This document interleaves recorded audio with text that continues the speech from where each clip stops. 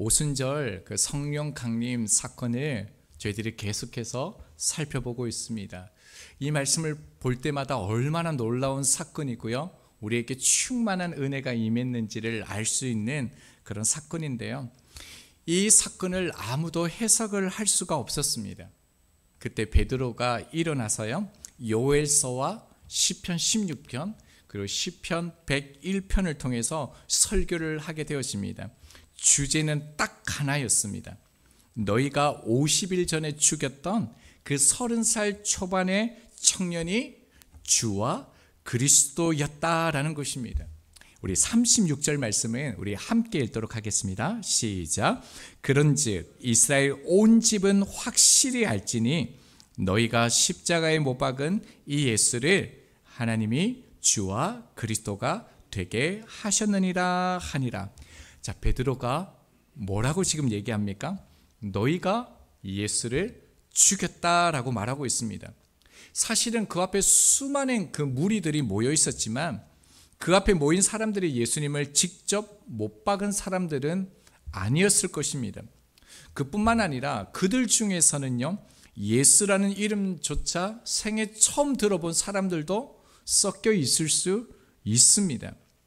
하지만 베드로는요, 얼마 전 빌라도에 의해 십자가에 죽은 그 청년 이 예수를 하나님께서 주와 그리스도가 되게 하셨다 선언입니다. 그들의 이해와 동의와 공감을 구한 것이 아니죠. 선포였습니다. 베드로의 설교를 우리가 유심히 보아야 될 것은 뭐냐면요, 이것은 너희들이 예수를 믿어보아라 간청한 게 아니에요. 예수님이 이런 분이시니까 너희가 믿어봐 이런 게 아닙니다. 권유나 감정적인 설득이 아니에요. 하나님께서 너희가 죽인 이 예수를 주와 그리스도가 되게 하셨다 선포입니다. 선언이죠. 자, 이 말을 들은 무리들의 반응이 어떠했겠습니까? 37절입니다. 그들이 이 말을 듣고, 자, 분명히 베드로의 설교를 들었습니다. 자, 그 다음에요, 마음에 찔려 했다라고 말하죠. 자, 마음에 찔렸다라는 것은 단순히 감정적으로 슬펐다라는 정도가 아닙니다. 이 단어는요, 격하게 치다, 관통하다, 정신을 잃을 만큼 큰 충격이 오다 이런 뜻을 가지고 있습니다. 그리고 또 다른 흥미로운 그 의미가 하나 더 있는데요, 호머라는 단어의 의미를 가지고 있습니다. 이게 뭐냐면 그 야생마의 말굽이 땅을 이렇게 강하게 치는 것, 그러면 어떻게 됩니까? 땅이 이렇게 움푹 이렇게 패이지 않습니까? 그 단어입니다. 그러니까 마른 땅이 말발굽에 파일 정도로 말의 힘이 엄청 강했던 것처럼 지금 이 말씀이 어떠했다는 겁니까? 지금 무리들의 생각과 태도, 삶의 방향을 바꿀 수밖에 없게 만드는 그런 충격을 받았다는 거예요. 어쩔 수 없는, 아무것도 할 수 없는, 그 말씀에 반응할 수밖에 없는 그런 충격이 있었다는 것입니다. 말씀 앞에 이 찔림은요, 마음이 패이는 것이죠. 그러나 이것은 우리에게 주시는 은혜임을 알 수 있습니다. 사실 말씀을 우리가 대하고 말씀을 묵상할 때 아무 느낌이 없는 것, 아무 감동이 없는 것, 이것이 문제이죠. 그래서 사람들은 베드로와 사도들에게 와서 묻습니다. 뭐라고 말합니까? 베드로와 다른 사도들에게 물어 이르되 형제들아 라고 얘기하고 있습니다. 참 놀랍습니다. 지금 이 무리들이 이 베드로와 사도들에게 형제들아 이렇게 얘기하는 거예요. 이들은 원래 베드로와 그 무리들, 그 사람들을 잡아 죽이려고 했던, 조롱하면서 적대시했던 그런 무리들입니다. 그래서 사실은 그 베드로도 처음에 이들을 어떻게 불렀습니까? 14절 말씀을 보면요, 유대인들과 예루살렘에 사는 모든 사람들아 이렇게 불렀어요. 친근감 있게 부른 게 아닙니다. 그리고 22절 볼까요? 이스라엘 사람들아 이렇게 불렀죠. 그리고 난 다음에 베드로가 뭐라고 부릅니까? 29절에 가볼까요? 형제들아라고 얘기하고 있습니다. 여러분, 베드로도 말씀 앞에서 계속적인 변화 속에서 그들을 향하여 형제들아라고 얘기했습니다. 자, 그런데요, 어떻습니까? 원수 같았던 그 사람들이 이제 베드로와 그 무리를 향하여 형제라 부르고 있다라는 겁니다. 여러분, 말씀 앞에요, 그 찔림을 경험하면요, 충격이 오면요, 그들의 언어도 그들의 모습도 변화되어진다는 겁니다. 이것이 성령의 역사이죠. 자, 그들에게 형제들아 라고 부르면서 뭐라고 얘기합니까? 우리가 어찌할꼬 하거늘이라고 얘기합니다. 말씀 앞에서 지금 자신들의 죄를 직면했고요, 그 죄가 가져올 결과를 깨달았기 때문에 더는 이전처럼 살 수가 없는 겁니다. 몸부림치는 것이죠. 여러분, 죄가 보이면 반드시 질문이 생깁니다. 나는 어떻게 해야 합니까? 이 죄는 어떻게 해결해야 합니까? 이런 질문은요, 죄를 본 자만이 질문할 수 있습니다. 만약에 우리가 신앙생활을 하면서도 끊임없이 이 질문이 없다라면 우리의 신앙생활을 점검해 보아야 합니다. 사도 바울도 늘 이렇게 고백했습니다. 로마서 7장 24절입니다. 오호라, 나는 공고한 사람이로다. 이 사망의 몸에서 누가 나를 건져내라. 여러분, 그 위대한 사도 바울, 그 사도 바울이요, 공고하대요, 연약하대요. 이 사망의 몸에서 누가 나를 건져낼까? 이 죄, 육체의 소욕을 어떻게 이길 수 있는가? 이렇게 고백했대요. 그리고 더 중요한 것은요, 이 고백이 사도 바울의 마지막 순간에 했던 고백이 아니다라는 거예요.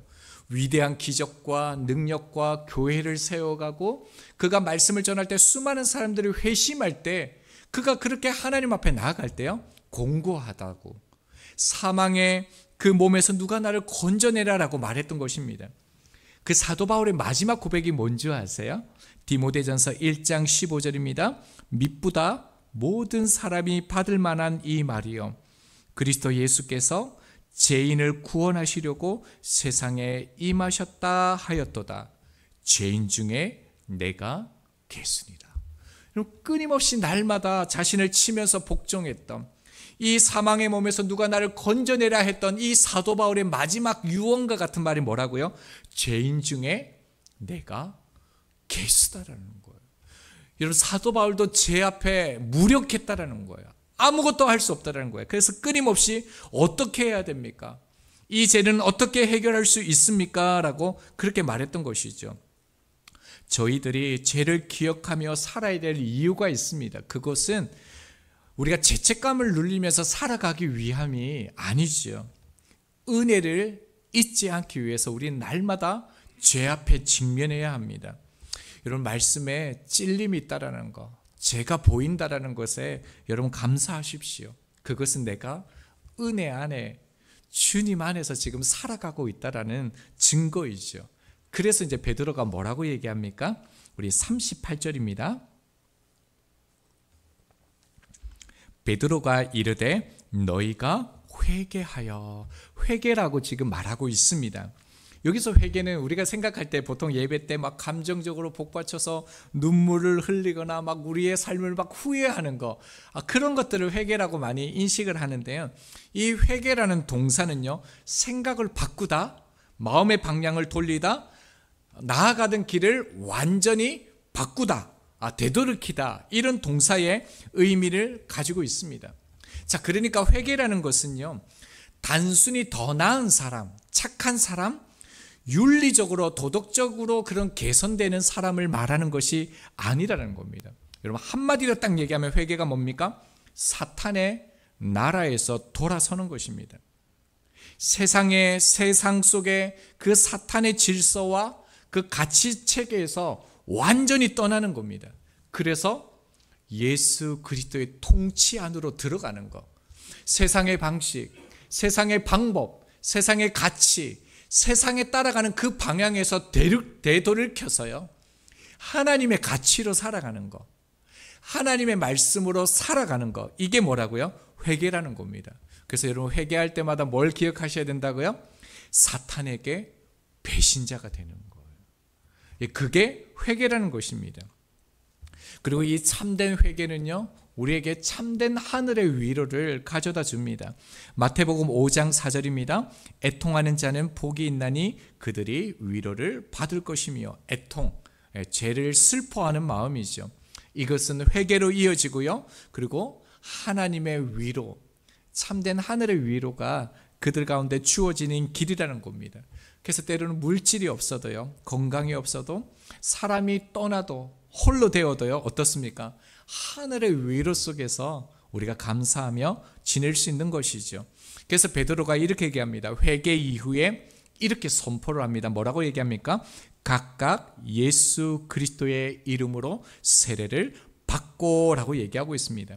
원문을 딱 직역하면요, 제사함을 얻기 위하여 예수 그리스도의 이름으로 세례를 받으라라고 그렇게 되어져 있습니다. 자, 여러분 세례 다 받으셨죠? 안 받으신 분 없으시죠? 자, 근데 이 말은요, 당시의 유대인들에게 굉장히 충격스러운 말입니다. 세례를 받으라는 것은 굉장히 수치스러운 이 말입니다. 왜냐하면 세례는 당시에 이방인들이 받는 거거든요. 개종하면서 들어올 때 이들이 세례 받거든요. 자, 그리고 또 문제는 뭐냐면요, 그 세례가 자기들이 십자가에 못 박아 죽인 예수의 이름으로 받는 세례이기 때문에 그렇습니다. 여러분, 이들은 분명 예수가요, 메시아가 아니다라는 것을 확신했습니다. 그리고 그는 거짓 선지자였다라고 판단했습니다. 그래서 그들의 인생을 걸고요, 모든 것을 걸고 예수를 죽였습니다. 자, 그런데요, 예수의 이름으로 세례를 받는다라는 것은 어떤 것을 의미합니까? 내가 틀렸다라는 거예요. 내가 인생을 잘못 살았다라는 거예요. 내 판단이 잘못되었다라는 거죠. 자신의 신념이 잘못되었음을 인정하는 자기 부정의 선언이기 때문에 그렇습니다.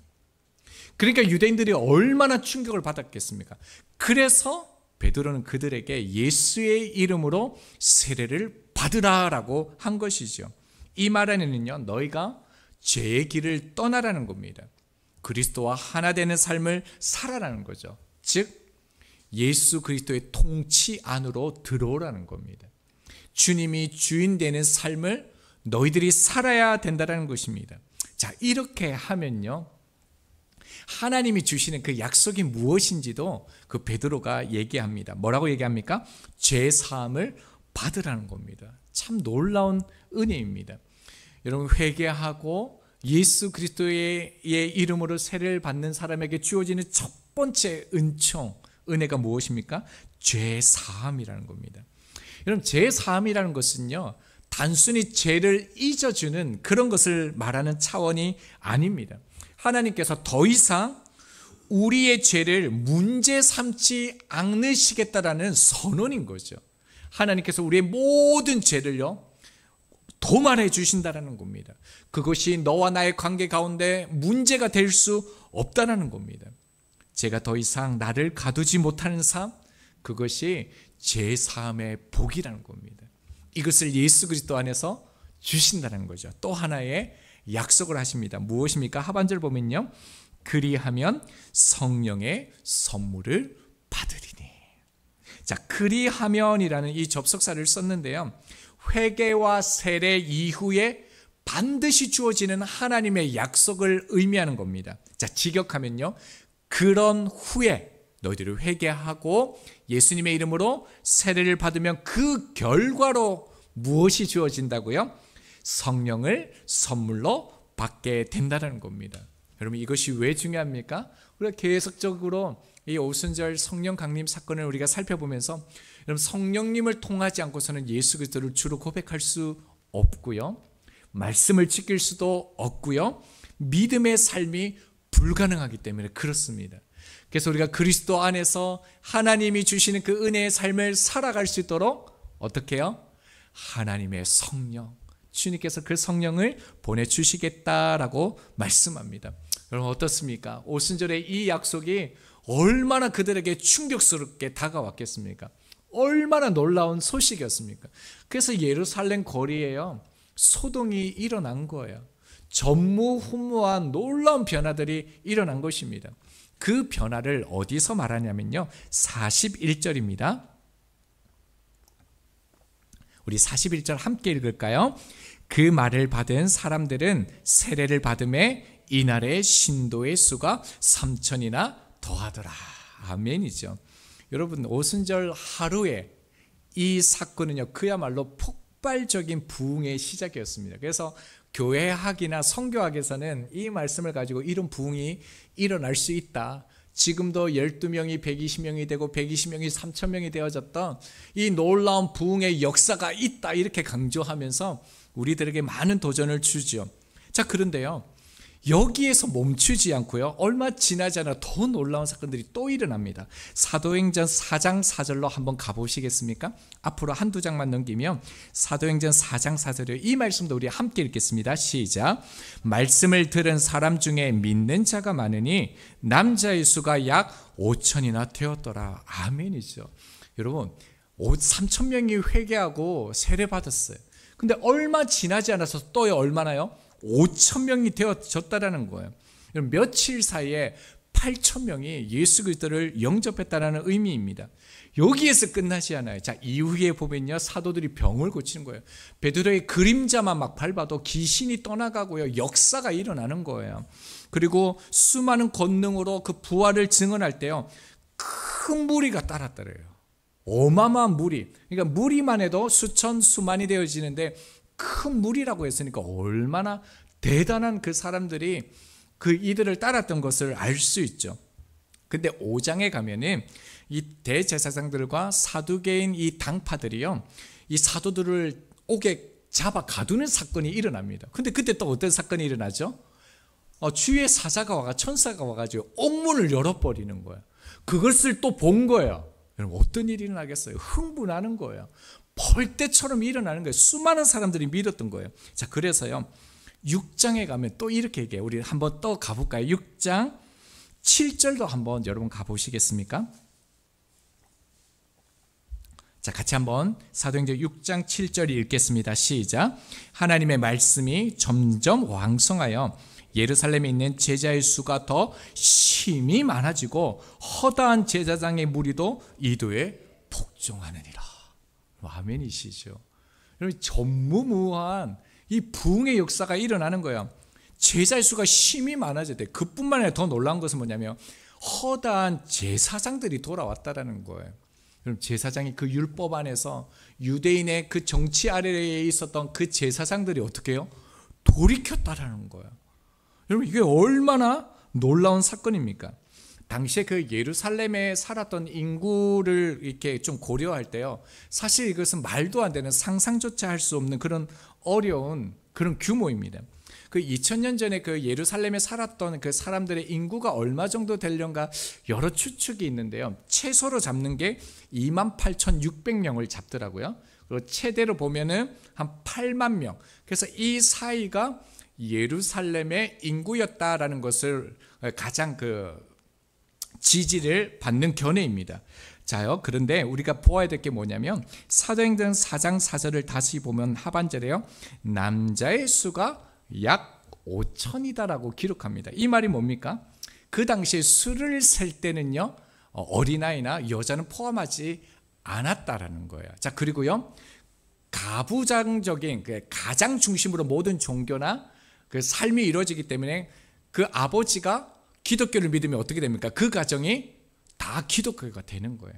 그리고 그 당시에는 대가족 제도였거든요.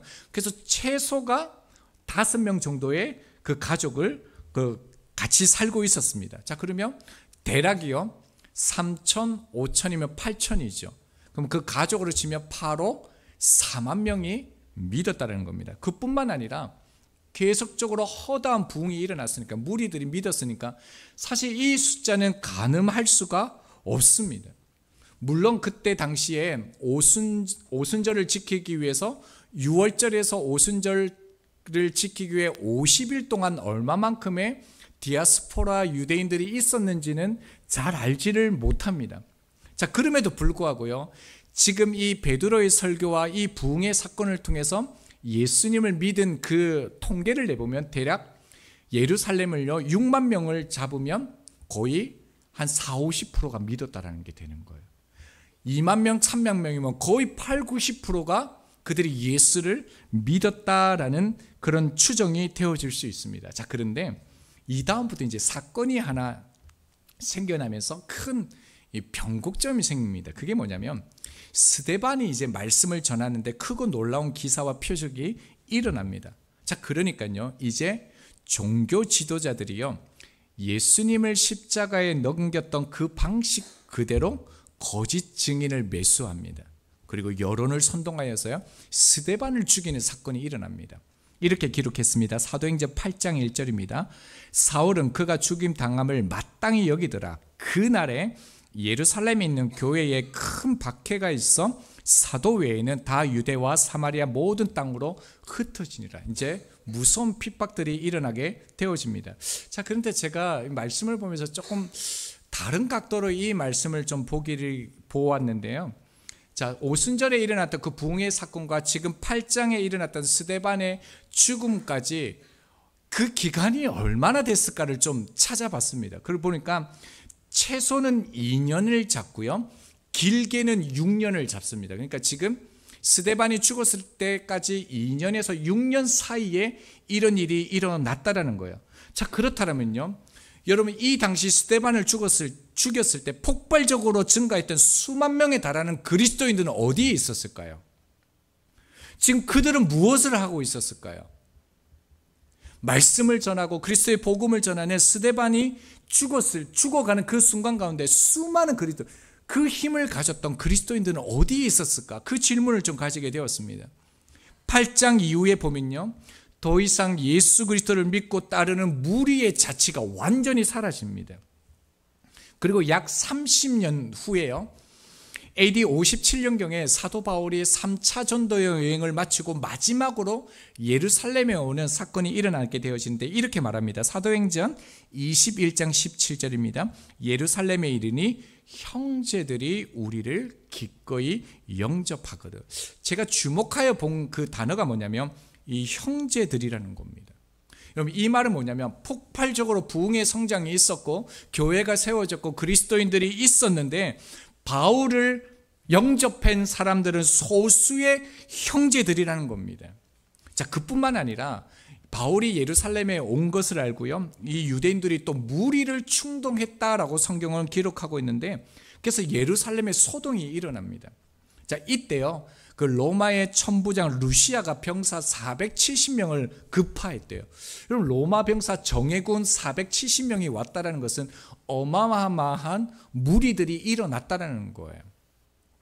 그래서 바울은요, 천부장이 아니었다라면요, 동족에 의해서 죽었을 것입니다. 또 질문이 생겼습니다. 30년 후에 그 많았던 그리스도인들이 다 어디로 갔을까요? 1980년도, 특별히 88년도를 기점으로 해서 한국 개신교 안에 놀라운 폭발적인 부흥이 있었습니다.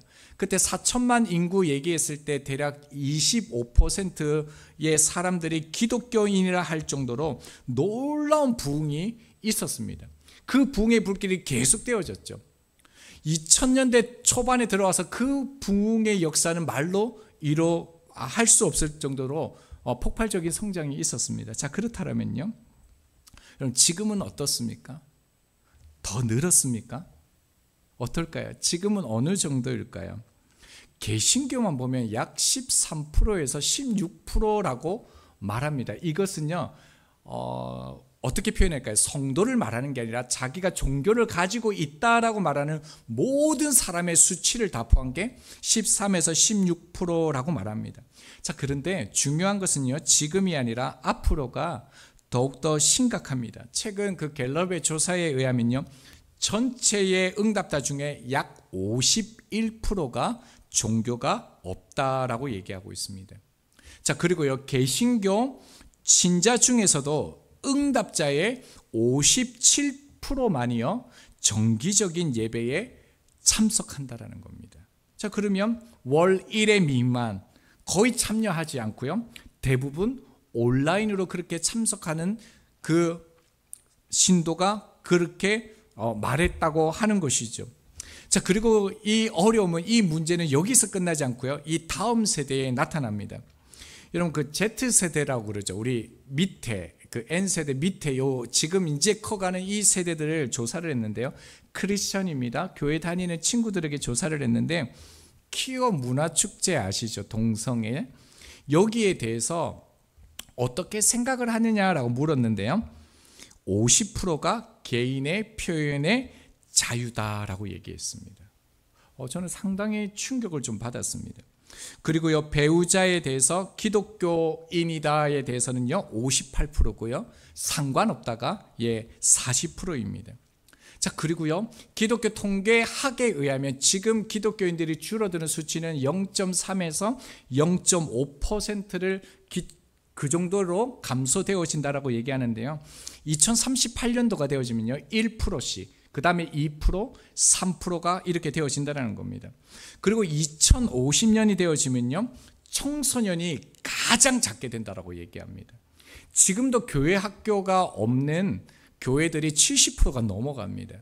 근데 이때 되면요 그 퍼센테이지 중에서 이 다음 세대 자녀들이 가장 교회에 다니지 않는다는 겁니다. 그리고 그때 개신교는요 9%에서 약 11%로 지금 추정한다라고 얘기하고 있습니다.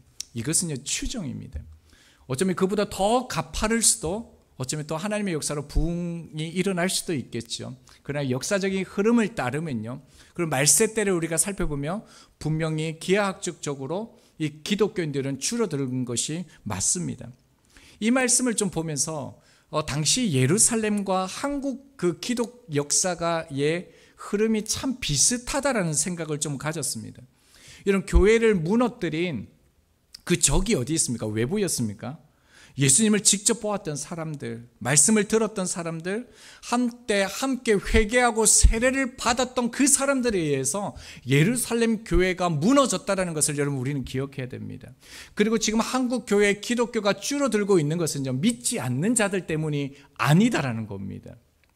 여러분 교회를 한 번도 경험하지 않는 사람들이 아니라요, 교회에서 자라난 세대, 말씀을 배웠고 부흥을 경험했고 함께 교회를 사랑했던 사람들이 교회를 판단하고 정죄하고 교회를 무너뜨리는 세력이 되었다라는 것입니다. 여러분 예수님의 표적을 보았던 사람들이 예수님을 죽였다라는 사실과 같은 것이죠. 왜 그럴까요? 왜 이런 일들이 일어날까요? 그 이유는요, 신앙의 그 시작은요 함께 교회 안에서 우리가 신앙생활을 할 수 있지만 날마다 십자가를 지는 일은 각자의 선택이기 때문에 그렇습니다. 여러분 같은 말씀을 우리가 들을 수 있지만요, 말씀을 삶으로 순종하는 일은 각자의 책임이기 때문에 그렇습니다. 여러분 38절을 다시 보시겠습니까? 베드로가 이르되 너희가 회개하여 각각이라고 얘기했습니다. 각각입니다. 자, 베드로가 외친 회개하라라는 이 동사는요 2인칭 복수 명령형입니다. 이 말은 뭐냐면요, 지금 베드로가 공동체 전체를 향해서 명령한 것이죠. 너희 모두가 이 말씀을 듣고 그 방향을 돌이키라는 겁니다. 제가 지금 설교할 때 한 사람에게 하는 것이 아니라 지금 모든 분들을 향해서 제가 설교하는 것처럼 이렇게 지금 외치는 것이죠. 자, 그런데 중요한 것은 뭐냐면요, 이어지는 세례를 받으라라는 이 동사는요 3인칭 단수 명령형입니다. 성령님께서 의도적으로 동사의 형태를요 구분하여서 기록하게 하신 것입니다. 자, 이 말은 뭐냐면요, 각 사람이 자신의 삶을 예수 그리스도의 통치 아래 내어 놓으라라는 부르심입니다. 신앙은 누군가 대신 져줄 수 없습니다. 아무도 예수님을 나의 주로 대신 고백해 줄 수 없습니다. 여러분 그래서요 우리가 읽었던 41절 말씀을 다시 보면 그 말을 받은 사람들은 세례를 받음에 이날의 신도의 수가 3,000이나 더하더라. 여러분 우리는 3,000에 너무 흥분해요. 숫자에 너무 흥분해요. 근데 이 말씀의 강조점은 어디 있냐면요, 신도라는 단어에 있습니다. 여러분 이 신도라는 단어가 뭐냐면 푸시케라는 단어예요. 그러니까 영혼, 생명체, 일반 명사입니다. 그냥 사람을 지칭하는 단어, 신도라는 겁니다. 보통은요, 그리스도의 제자라고 얘기할 때요, 마데테스라는 단어를 씁니다. 그리고 신실한, 주님의 종, 증인할 때는요, 피스토스라는 단어를 씁니다. 충성된 자. 그런데 오늘 성경에 보면요, 신도라는 푸시켓이라는 일반 명사를 사용해서 그런 사람이 삼천이 되었다라는 것을 의도적으로 우리 가운데 보여주고 있다는 겁니다. 여러분, 이 의미가 뭡니까? 왜 의도적으로 굳이 이 단어를 썼습니까? 세례가 곧 그리스도임을 보증하는 것이 아니다라는 거예요. 설교를 듣고 예배 듣는 것이 그 사람이 그리스도의 신실한 제자라는 것을 나타내는 것이 아니다라는 겁니다. 여러분, 군대에서 초코파이를 얻기 위해 세례에 참여할 수 있는 것처럼, 여러분 형식적으로 세례를 받을 수 있는 것처럼, 그것이요 예수 그리스도가 내 삶의 주가 그리스도가 되는 것이 아니다라는 것을 성경이 분명하게 우리 가운데 말씀하는 것입니다. 여러분, 그러므로 결론입니다. 잠시라도 우리는요, 이런 세상을 살아가는 이때에 세상 소리와 분주함을 내려놓고 주님의 그 십자가 앞에 서는 시간을 반드시 가져야 합니다. 여러분, 그래서 베드로가 외치는 것입니다. 36절 중반절입니다. 너희가 십자가에 못 박은 이 예수를 보라는 거예요. 이 예수 앞에 머무라는 거예요. 여러분, 너무 바쁘지 않습니까? 여러분, 하루 5분, 10분만이라도요, 나를 위해 죽으신 주님 앞으로 나아가십시오. 나를 위해 흘리신 그 보혈을 반드시 바라보셔야 합니다. 그 미우라 아야코의 그 책 양치는 언덕이라는 그 내용에 보면 로이치가 그 죽고 난 다음에 평소에 그 그렸던 그림을 소개하면서 그 책이 끝납니다. 그 그림이 뭐냐면요, 피 흘리시는 그 예수님의 십자가 발 앞에 엎드려져 있는 자기 모습입니다. 그가 마지막 순간까지 예수의 그 십자가에서 쏟아지는 피가 자신 위에 떨어지는 그것을 바라보면서요, 그 그림을 그렸습니다. 무엇을 말합니까? 방탕했던, 그렇게 악하게 살았던 로이치가 비로소 어떻게 돌이켰다고요? 그 십자가에 피 흘리신 예수 그리스도를 바라보며 자신의 삶을 회개했던 것입니다. 그럼 저희들 또한 나를 위해 피 흘리시는 그 십자가의 주님을 믿음의 눈으로 바라보실 수 있기를 바랍니다. 그 십자가에서 흘러내리는 그 하나님의 사랑의 은혜가 무너진 우리의 삶을 다시 일으키고 돌이킬 힘과 방향을 허락하십니다. 그래서 십자가의 앞에 선 사람만이 예수 그리스도를 삶의 주로 모시는 믿음으로 나가게 됩니다. 그리고 하나님은 그 믿음을 홀로 감당하게 하지 않으시고요, 38절 하반절입니다. 성령의 선물을 받으리니, 주님께서 우리 가운데 성령을 보내주시는 것이죠. 그래서 주님이 보내신 이 성령님께서 광야 같은 세상에서 우리가 혼자 힘으로 버티지 않도록 도우시고 예수님을 주와 그리스도로 믿고 따르게 하십니다.